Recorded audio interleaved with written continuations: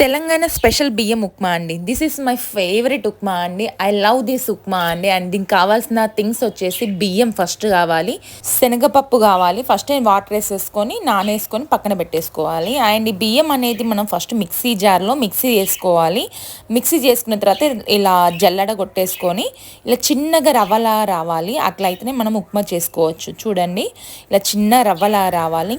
ముందు ఒక బౌల్ తీసుకొని ఆయిల్ వేసి అది కొంచెము వేడయ్యాక పల్లీలు వేసి ఆవాలు, జీలకర్ర, కట్ చేసిన మిర్చి అండ్ ఆనియన్స్ వేసి మంచిగా ఫ్రై చేయండి. వెల్లుల్లిని ఫస్టే మనం దంచేసి పెట్టేసుకున్నాం కదా, అది వేసేయండి. చాలా బాగుంటుంది టేస్ట్కి.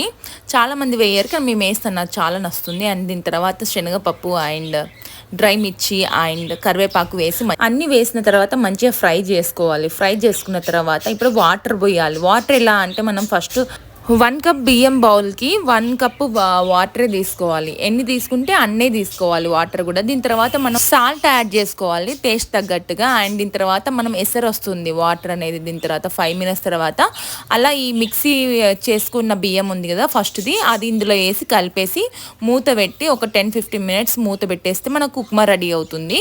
మధ్య మధ్యలో ఉప్మా అనేది కలిపేసుకోవాలి. మూత పెట్టేసిన తర్వాత ఉప్మా రెడీ అవుద్ది ఇలా.